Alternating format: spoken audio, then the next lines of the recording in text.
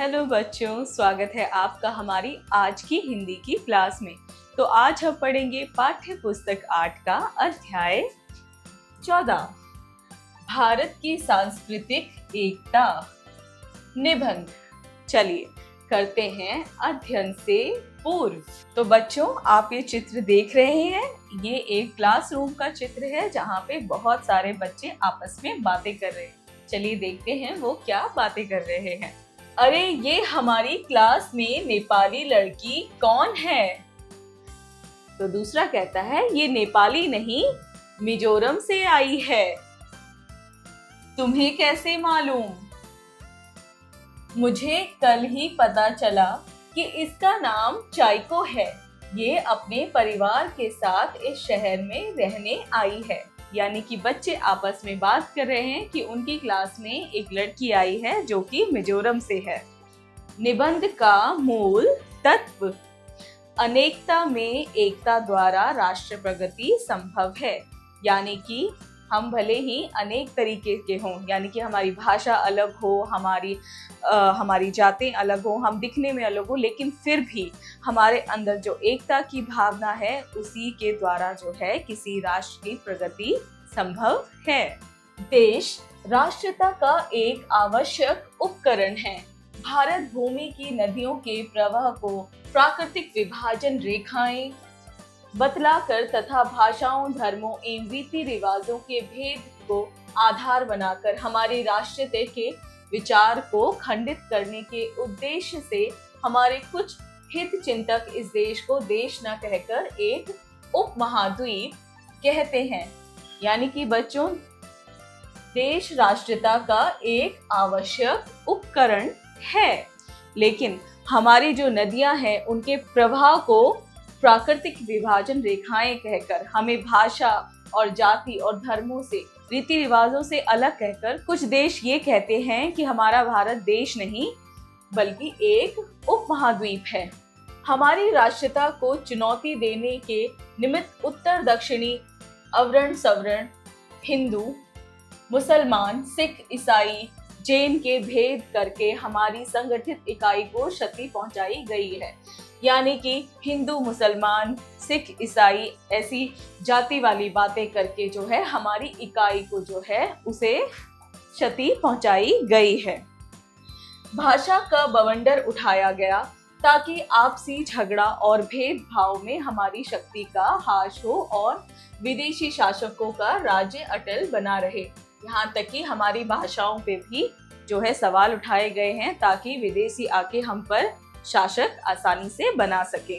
पहले तो प्राय सभी देशों में जाति, भाषा और धर्मगत भेद हैं।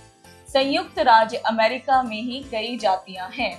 तो बच्चों, जैसा कि आप देख रहे हैं, इन चित्रों में होली खेली जा रही है, यहाँ पे गुरु पर्व किए जा रहे हैं, यहाँ पे दुर्गा पूजा हो रही है। इसी तरह के जो है हमारे भारतवर्ष में अलग अलग जाति, अलग अलग धर्म के लोग रहते हैं, उनके अलग अलग त्योहार होते हैं और अलग अलग भाषाएं ही बोली जाती हैं और रीति रिवाज भी होते हैं। वहाँ कई भाषाएं बोली जाती हैं, किंतु एक केंद्रीय भाषा सबको मिलाए हुए है। यानी कि भारत की ही तरह जो है अमेरिका में भी कई भाषाएं बोली जाती हैं, लेकिन उनकी जो केंद्रीय भाषा है वो ही उनको आपस में मिलाए हुए है। स्विट्जरलैंड में जर्मन, फ्रांसीसी तथा इतालवी 3 भाषाएं बोली जाती हैं, फिर भी वह एक सुसंगठित राष्ट्र है। इंग्लैंड, ऑस्ट्रेलिया एक भाषा भाषी होते हुए भी भिन्न भिन्न राष्ट्र हैं। जिस देश में भेद नहीं उसकी इकाई शून्य या गणित शास्त्र की इकाई की भांति दरिद्र इकाई है। संबंधता भेदों में ही है, किंतु भेद इतने ना होने चाहिए कि उनमें सामंजस्य ना रहे। तो बच्चों, इसमें बताया गया है कि जिस तरीके से भारत में अलग अलग भाषाएं बोली जाती हैं, अलग अलग जाति और धर्म के लोग रहते हैं, उसी तरीके से ऑस्ट्रेलिया में और स्विट्जरलैंड में और अमेरिका में भी होता है।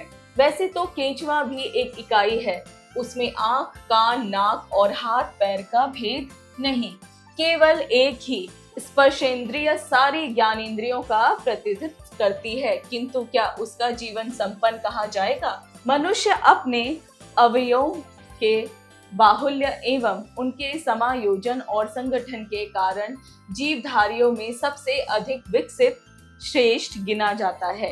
यानी कि बच्चों, जितने भी जीवधारी हैं इस पृथ्वी में, उसमें सबसे ज्यादा जो श्रेष्ठ कहा गया है वो मानव को कहा गया है। भेदों के अस्तित्व से इनकार करना मूर्खता होगी और उनकी अपेक्षा करना अपने को धोखा देना। हमारे समाज में भेद और अभेद दोनों ही है। हमारे देश में शासकों ने अपने स्वार्थवश हमारे भेदों को अधिक विस्तार दिया, जिससे हमारे देश में फूट की बेल पनपे और इस भेद नीति से उनका उल्लू सीधा हो। यानी कि जो भेद हैं बच्चों, जो फर्क है हमारे देशों में, जातियों में, धर्मों में, उसको बहुत सारे राजनेताओं ने जो है उसको इस्तेमाल किया है, उस फर्क को, और हमारे आपस में फूट डलवाई है। हमारे अभेदों की उपेक्षा की गई या उनको न गणे समझा गया। यानी कि हमारे जो अभेद हैं उनकी उपेक्षा, उनका निरादर किया गया और उनको गिना ही नहीं गया। हम में हीनता की मनोवृत्ति पैदा हो गई। देश की नदियां, जिनको विभाजन रेखाएं कहा जाता है, हमारी भूमि को उर्वरा सस्य श्यामला बनाती हैं। हमारी भौगोलिक इकाई हिमालय पर्वत और सागर से है, उसे छिन्न भिन्न किया गया है। तो बच्चों, हमारे जो है देश की नदियों को जो है उन्हें विभाजन रेखाएं बता दिया गया और हमारे जो है हिमालय पर्वत और सागर से ही उसे हमें जो है छिन्न भिन्न किया गया है। इसमें कुछ राजनीतिक स्वार्थ भी सहायक हुए। प्राचीन काल में राष्ट्रीयता की धारा अबाधित तो नहीं रही है, आंतरिक द्वेष कभी कभी प्रबल हो उठे हैं, किंतु भारतवासी एक छत्र सार्वभौम से अपरिचित न थे। राजसूय, अश्वमेध आदि यज्ञ ऐसे ही राज्य की स्थापना के ध्येय से किए जाते थे। इसके द्वारा टूटी हुई राष्ट्रीय एकता जुड़कर अविरल धारा का रूप धारण कर लेती है। राजनीति की अपेक्षा धर्म और संस्कृति मनुष्य के हृदय के अधिक निकट है। यद्यपि राजनीति का संबंध भौतिक सुख सुविधाओं से है, फिर भी जनसाधारण जितना धर्म से प्रभावित होता है उतना राजनीति से नहीं। यानी कि जनता जो है जितना धर्म से प्रभावित होती है वो उतनी राजनीति से नहीं होती है। हमारे भारतीय धर्मों में भेद होते हुए भी उनमें एक सांस्कृतिक एकता है जो उनके अविरोध की परिचायक है। वही त्याग और तप एवं मध्यम मार्ग की संयमनीय भावना हिंदू, बौद्ध, जैन और सिख संप्रदायों में समान रूप से विद्यमान है। इसका मतलब है बच्चों कि हमारे देश में भले ही अलग अलग प्रकार की अनेकों संस्कृति है, तब भी हमारे अंदर जो है एकता की भावना है। यानी कि हम एक दूसरे से जो है जुड़े हुए हैं। एक धर्म के आराध्य दूसरे धर्म के महापुरुष के रूप में स्वीकार किए गए हैं। भगवान बुद्ध तो अवतार ही माने जाते हैं। कलयुगे कली प्रथम चरणे बुद्ध धावतारे कहकर प्रत्येक धार्मिक संकल्प में हम उनका पुण्य स्मरण कर लेते हैं। यानी कि भगवान बुद्ध को जो है अवतार माना गया है और कलियुगे कली प्रथम चरणे बुद्ध अवतारे कहकर प्रत्येक धार्मिक संकल्प में हम उनका पुण्य स्मरण करते हैं। यानी कि हर किसी जो है धार्मिक संकल्प में हम भगवान बुद्ध का जो है स्मरण करते हैं, उनको याद करते हैं। भगवान ऋषि भवदेव का श्रीमद् भागवत में परम आदर के साथ उल्लेख हुआ है। जैन धर्म ग्रंथों में भगवान राम और कृष्ण को तीर्थकर नहीं बल्कि उनसे एक श्रेणी नीचे का स्थान मिला है। अन्य देवी देवताओं को भी उनके देव मंडल में स्थान मिला है। भारत में उद्भूत प्राय सभी धर्म अवागमन में विश्वास करते हैं। यानी कि बच्चों, जैसे कि भगवान ऋषभदेव में जो है श्रीमद् भागवत का जो है उनका उल्लेख किया गया है। जैन धर्म ग्रंथों में भगवान राम और कृष्ण का भी उल्लेख किया गया है। इसी तरीके से अलग अलग धर्मों में भी जो है अलग अलग भगवान के होते हुए भी उनका जो है नाम लिया गया है। और अन्य देवी देवताओं के उनके देव मंडल के स्थान मिला है। मैत्री, करुणा, मुदिता और अपेक्षा की शिक्षा हिंदू, जैन और बौद्ध धर्मों में समान रूप से जो है प्रतिष्ठित है। स्वास्तिक चिन्ह और ओंकार मंत्र हिंदुओं और जैनों में समान रूप से मान्य हैं। जो स्वास्तिक चिन्ह होते हैं और ओंकार मंत्र है वो हिंदू और जैन धर्म में जो है सामान्य रूप से माने जाते हैं। कमल और हाथी तथा कमल और हाथी और अश्वत्थ वृक्ष, पीपल बौद्धों और हिंदुओं में समान रूप से पूजनीय माने जाते हैं। ठीक उसी तरीके से क्या है, कमल, हाथी और पीपल के पेड़ भी जो है बौद्ध और हिंदुओं में समान रूप से पूजे जाते हैं। जैनों के अनुशत हिंदू धर्म के योग शास्त्र में यम और बौद्धों के पश्चिमी प्राय एक ही हैं। पारसियों और हिंदुओं में अग्नि की पूजा समान रूप से होती है। जिंदावेस्ता की गाथाओं और वैदिक शिक्षाओं में भाषागत समानता है। पारसी लोग गौमांस नहीं खाते हैं। तो बच्चों, इस तरीके से हमने देखा कि हमारी जो है संस्कृति किस तरीके से समान है। जैसे कि पीपल की पूजा जो है वो बौद्ध धर्म में भी की जाती है और हिंदू धर्म में भी की जाती है। कमल की पूजा जो है वो भी की जाती है और जो मंत्रों का है वो भी समान रूप से होते हैं। सिख गुरुओं ने हिंदू धर्म की रक्षा में योग ही नहीं दिया वरन उसके लिए कष्ट और अत्याचार भी सहे हैं। जो सिख गुरु हैं उन्होंने हिंदू धर्म के लिए कष्ट सहे हैं। उन्होंने विशेषकर गुरु नानक और गुरु गोविंद सिंह ने हिंदी में कविता की है। उनके धर्मों में राम नाम की महिमा गाई गई है, यानी कि सिखों में जो है राम नाम की महिमा गाई जाती है। गुरु गोविंद सिंह ने चंडी, दुर्गा देवी का भी स्तवन किया है। गुरु ग्रंथ साहिब में कबीर आदि महात्माओं की वाणी आदर के साथ सुरक्षित है। उनका नित्य पाठ होता है। सिखों के गुरु हमारे संतों में अग्रगण्य समझे जाते हैं और उनका आदर के साथ स्मरण किया जाता है। तो यानी कि हमारे जो हिंदू धर्म है उसमें भी जो है सिख गुरुओं को आगे रखा जाता है और उनको याद किया जाता है। मुसलमान और ईसाई धर्म एशियाई धर्म होने के कारण भारतीय धर्मों से बहुत समानता रखते हैं। यूरोप से भी पहले ईसाई धर्म को दक्षिणीय भारत में स्थान मिला था। तो जो मुसलमान और ईसाई धर्म है वो भी हिंदू धर्म में काफी ज्यादा समानता रखते हैं। कुछ लोगों का कहना है कि स्वयं ईसा ने भारत में ही शिक्षा पाई थी। दूसरों के प्रति वैसा ही व्यवहार करो जैसा कि तुम दूसरों से अपने प्रति चाहते हो। ईसा मसीह का ये कथन महाभारत के आत्ममनः प्रतिकूलीन परेशान समाचेरतः का ही पर्याय है। ईसाई की क्षमा और दया बौद्ध धर्म से मिलती जुलती है। तो ईसाई जो है वो बौद्ध धर्म से मिलता जुलता है। मैं ये नहीं कहता कि किसने किससे लिया, परंतु इन मौखिक सिद्धांतों में हिंदू, बौद्ध और ईसाई धर्मों में समानता है। रोमन कैथोलिकों की पूजा अर्चना, धूप, दीप, व्रत, उपवास आदि हिंदुओं से मिलती है। यानी कि जो रोमन कैथोलिक है उनकी भी पूजा अर्चना, जो भी धूप, दीप, व्रत, उपवास है वो भी हिंदुओं से मिलता जुलता है। मुसलमानों और ईसाइयों ने यहाँ की संस्कृति को प्रभावित किया है और वे भी यहाँ की संस्कृति से प्रभावित हुए हैं। भारतीय सूफी कवियों ने वेदांत की भाव भूमि को अपनाया है और उनके ग्रंथों में हिंदू परंपराओं, कथाओं, विचारों, देवी देवताओं और प्रतीकों के समावेश हुए हैं। तानसेन और ताज पर हिंदू मुसलमान समान रूप से गर्व करते हैं। जायसी, रहीम, रखान, रसलीन आदि अनेक मुसलमान कवियों ने अपनी वाणी से हिंदी की रसमयता बढ़ाई है।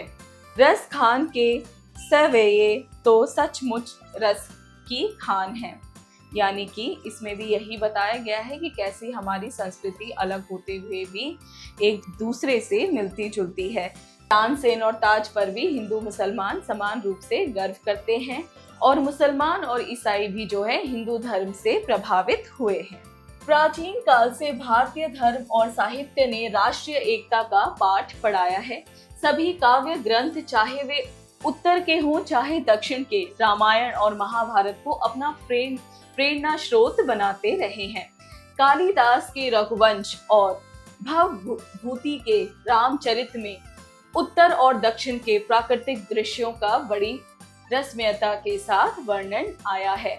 यानी कि हमारे जो साहित्यकार हैं उसमें भी जो है सांस्कृतिक एकता देखी जा सकती है।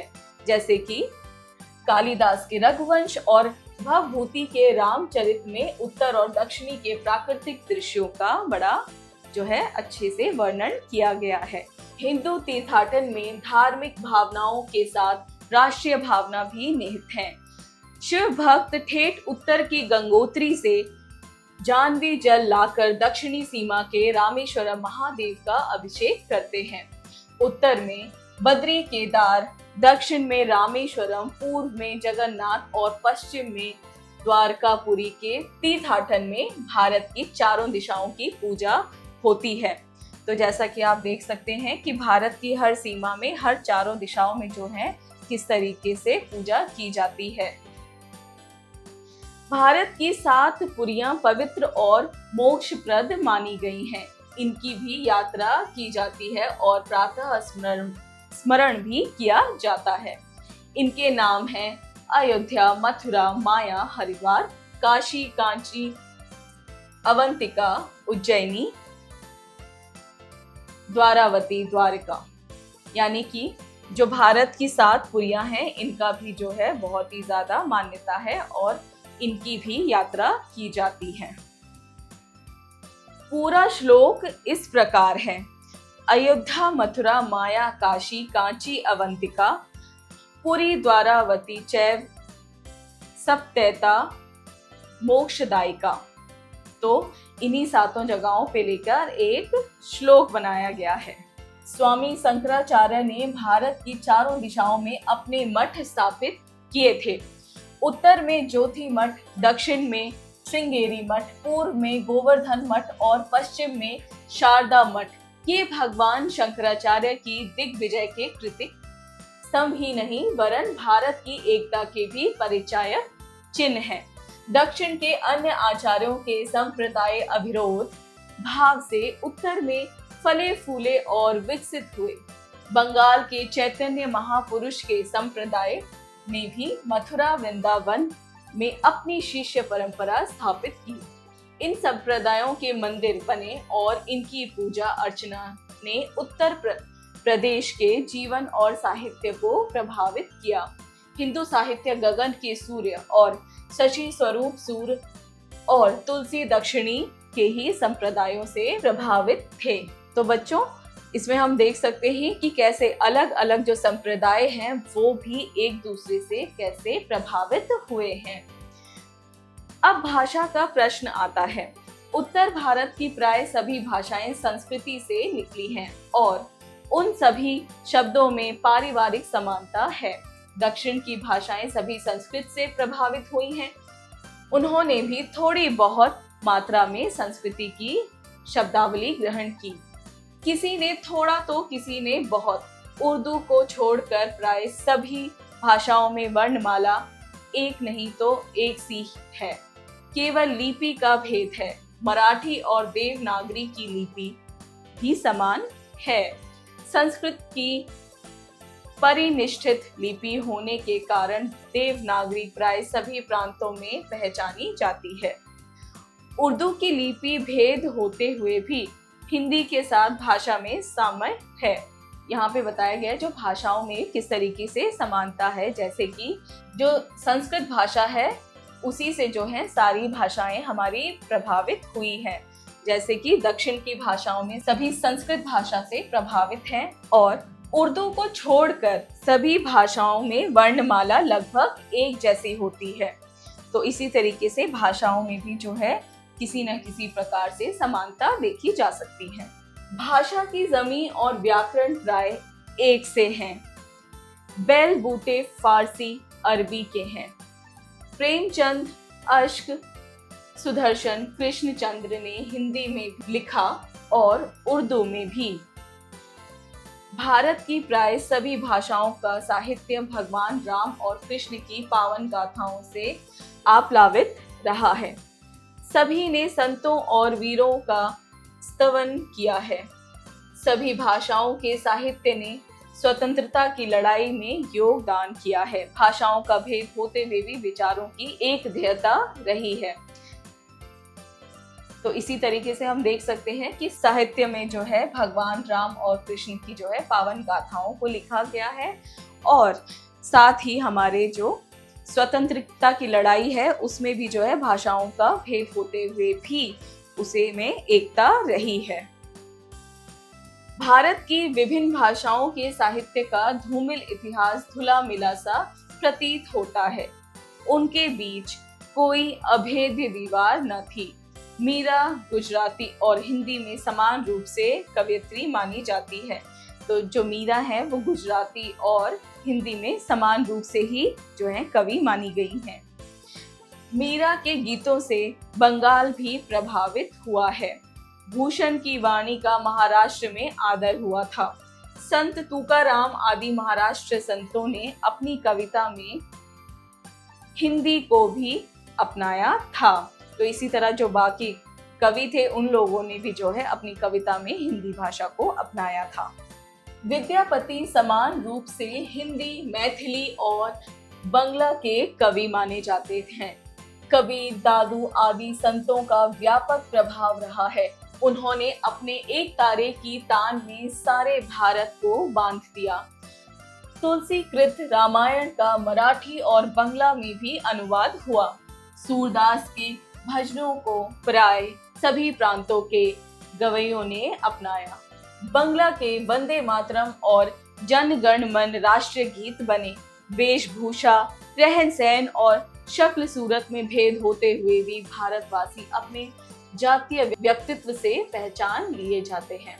तो इसी तरीके से हम देख सकते हैं कि वेशभूषा, रहन सहन होते हुए भी जो है भारत में एकता देखी जाती है। हमारा एक जातीय व्यक्तित्व है। यह हमारी जातीय मनोवृत्ति, जीवन मीमांसा, रहन सहन, रीति रिवाज, उठने बैठने के ढंग, चाल ढाल, वेशभूषा, साहित्य, संगीत और कला में अभिव्यक्त होता है। विदेशी प्रभाव पड़ने पर भी बहुत अंशों में अक्षुण्ण बना हुआ है। वही हमारी एकता का मूल सूत्र है। यानी कि हमने इस पाठ में देखा कि किस तरीके से हम जाति से, भाषाओं से, इसी तरीके से त्योहारों से भी अलग हैं, लेकिन फिर भी हम एक दूसरे से बंधे हुए हैं, क्योंकि हमारे अंदर इन्हीं सब में बहुत सारी समानता है। जैसे कि कवियों ने किस तरीके से हिंदी भाषा का उपयोग किया। संस्कृत जो है सारी ही भाषाओं की जो है जननी है। तो इसी तरीके से हम कह सकते हैं हम अनेकता में भी एकता हमारे अंदर है। तो चलो बच्चों, अब करते हैं शब्दार्थ। शब्दार्थ निमित्त, कारण, उद्भूत, उपजे हुए, धूमिल, धुंधला, खंडित, टुकड़े करना, अस्तित्व, सत्ता, रस्म्यता यानी सरसता, अव्यय, अंग, स्तवन, स्तुति, सवर्ण, क्षत्रिय, वैश्य या ब्राह्मण। चलिए करते हैं, उच्चारण करें। उपकरण, बवंटर, सामंजस्य, अग्रगण्य, मुदिता। हित चिंतक, नगण्य, मोक्षप्रद, हार्श। चलिए बच्चों, अब करते हैं अभ्यास कार्य। जरा बताइए स्पीकिंग स्किल्स। प्रश्न 1, दिए गए प्रश्नों के उत्तर बताइए। यानी कि प्रश्नों के उत्तर हमें बोलकर देने हैं। क, भारत देश में किस नीति के आधार पर राष्ट्र के टुकड़े किए गए? तो भारत देश में जो है भाषा, जाति के आधार पर जो है देश के टुकड़े गए।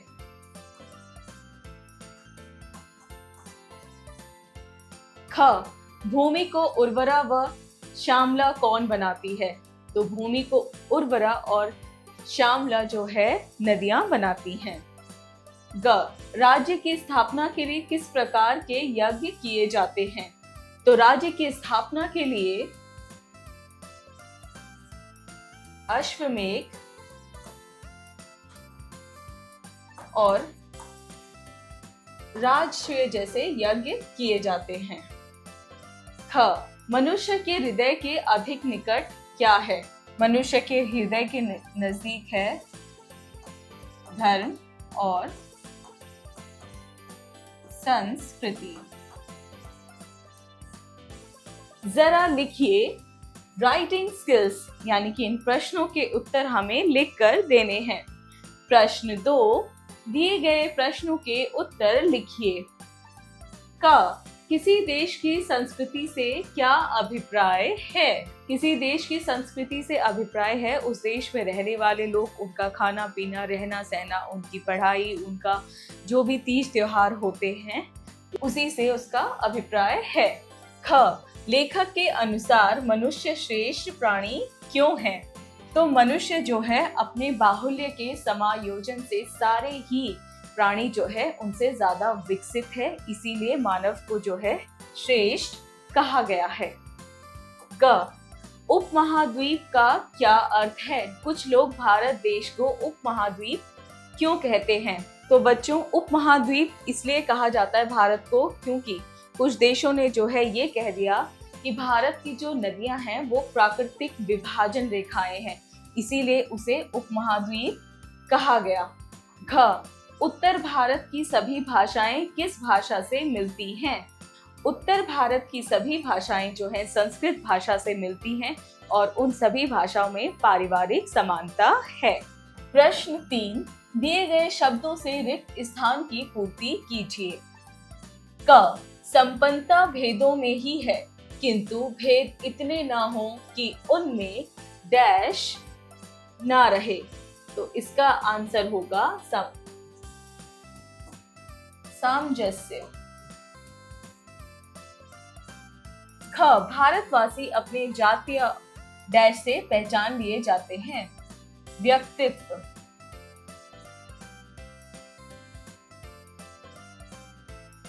ग, दक्षिण की भाषाएं डैश से प्रभावित हुई हैं। संस्कृत। घ, डैश की जमी और व्याकरण प्राय एक से हैं। भाषा। चलिए करते हैं प्रश्न 4, सही कथन पर सही का तथा गलत कथन पर गलत का चिन्ह लगाइए। क, भारत की चारों दिशाओं में स्वामी शंकराचार्य के मठ स्थापित किए गए थे। सही। ख, मुसलमान और ईसाइयों ने भारत की संस्कृति को प्रभावित किया है। गलत। ग, पारसियों और हिंदुओं में अग्नि की पूजा समान रूप से होती है। सही। घ, मीरा को गुजराती और हिंदी भाषा में समान रूप से कवयित्री माना जाता है। सही।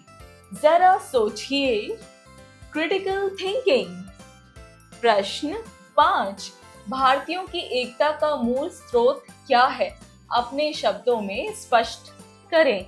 यानी कि बच्चों, भारतीयों की जो एकता है उसका मूल स्रोत क्या है? क्या वजह है कि भारतीय जो सभी एक हैं?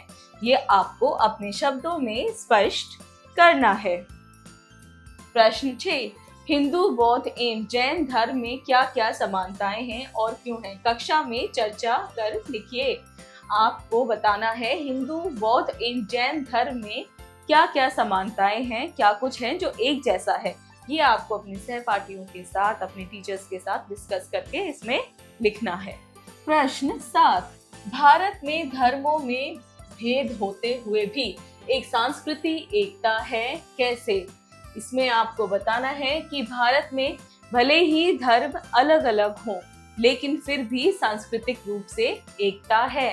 वो कैसे है ये आपको लिखना है। जरा भाषा पर गौर कीजिए। Language skills. प्रश्न 8, दिए गए शब्दों से विशेषण बनाइए। क, राष्ट्र, तो राष्ट्र का होगा राष्ट्रीय।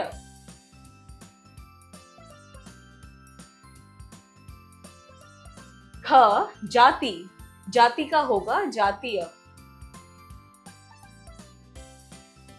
ग संपन्न, संपन्न का होगा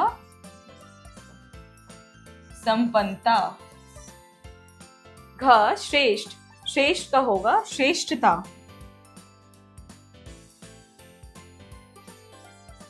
प्रश्न 9, दिए गए समुच्चय बोधक अवयवों से वाक्य बनाइए। क यानी, तो इसका बनेगा यानी तुम फिर से परीक्षा में पास नहीं हुए।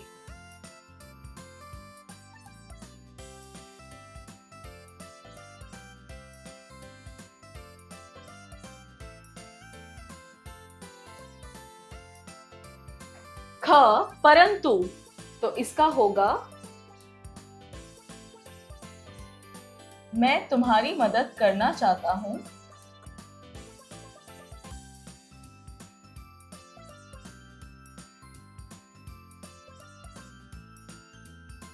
परंतु मेरे ऊपर घर की जिम्मेदारियां हैं।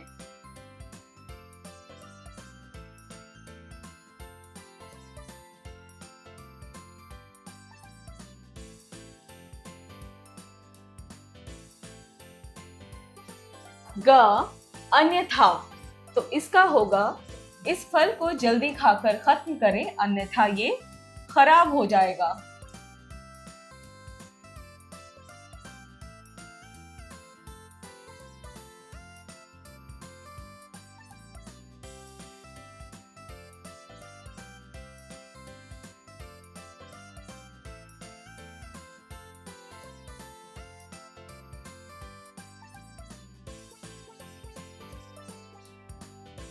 घा और, तो इसका होगा मैं और राम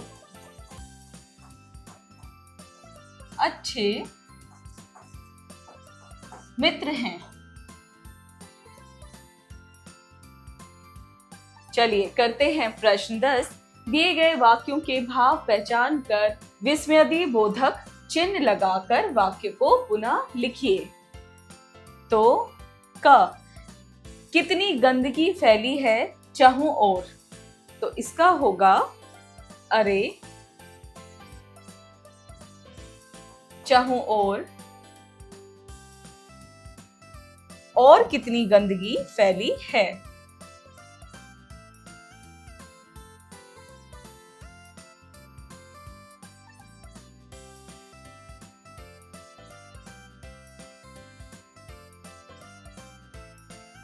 ख आगे रेलवे फाटक है, तो इसका होगा सुनो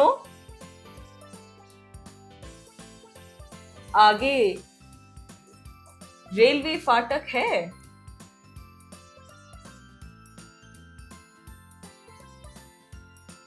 का तुमने ये क्या कर डाला, तो इसका होगा हाय तुमने ये क्या कर डाला।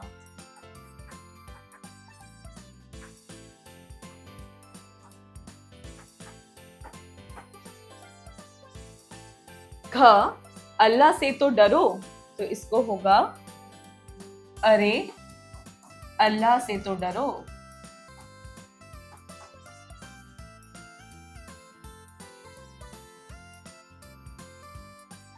चलिए करते हैं प्रश्न 11।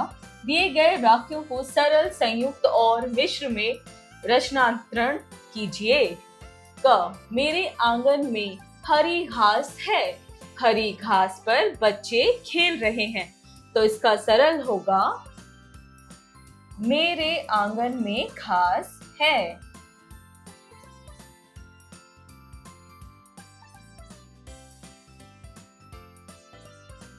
संयुक्त होगा मेरे आंगन में हरी घास है।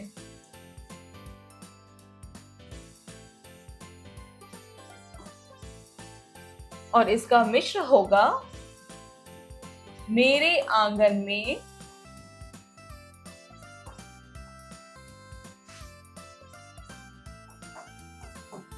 हरी घास है जिस पर बच्चे खेल रहे हैं।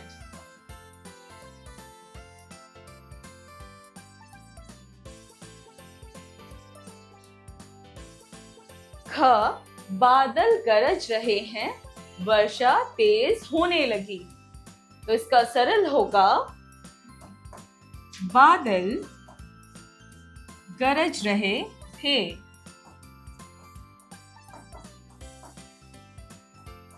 संयुक्त होगा बादल गरज रहे थे और वर्षा तेज होने लगी।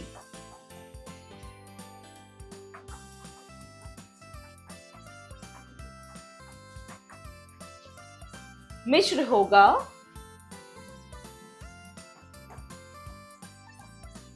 बादल गरज रहे थे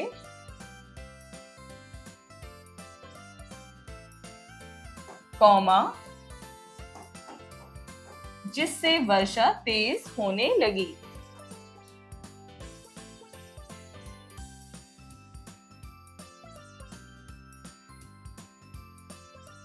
जरा रचनात्मक कार्य कीजिए, यानी क्रिएटिव स्किल्स। प्रश्न 12, हमारे देश में बोली जाने वाली विभिन्न भाषाओं व बोलियों की सूची तैयार कीजिए। यानी कि आपको भाषाएं और बोलियों की सूचियां तैयार करनी है, लिस्ट तैयार करनी है। कौन कौन सी भाषाएं बोली जाती, हिंदी भाषा बोली जाती है, हरियाणवी, गढ़वाली, बिहारी, इस तरीके से आपको सूची तैयार करनी है। प्रश्न 13, विभिन्न मत संप्रदाय के लोग विषय पर निबंध लिखिए। विभिन्न मत संप्रदाय मतलब बच्चों हमारे भारत देश में जो है अलग अलग धर्मों के लोग रहते हैं और वो उनकी पूजा करते हैं अलग अलग तरह से। तो आपको इन चित्रों को देख के जो है निबंध लिखना है। जैसे कि यहाँ पे होली है, हिंदू मनाते हैं गुरु पर्व, सिख मनाते हैं, बंगाली जो है मनाते हैं दुर्गा पूजा, मुस्लिम जो मनाते हैं ईद, हिंदू जो है ये दिवाली मनाते हैं। तो इसी तरीके से आपको इस पे निबंध लिखना है। जीवन कौशल एवं मूल्य परक प्रश्न, life skills and value based questions. प्रश्न 14, एक भारत श्रेष्ठ भारत ही हमारी संस्कृति है। आप इस संस्कृति को कैसे कायम रखना चाहेंगे? यानी कि एक भारत श्रेष्ठ भारत ही हमारी संस्कृति है और आप इस संस्कृति को कैसे कायम रखेंगे, यानी कि भारत की इस संस्कृति को, एकजुटता को कैसे कायम रखेंगे, यही आपको इस प्रश्न के उत्तर में लिखना है। तो बच्चों इसी के साथ आपका ये वाला पाठ हुआ पूरा। मिलते हैं अगली क्लास में।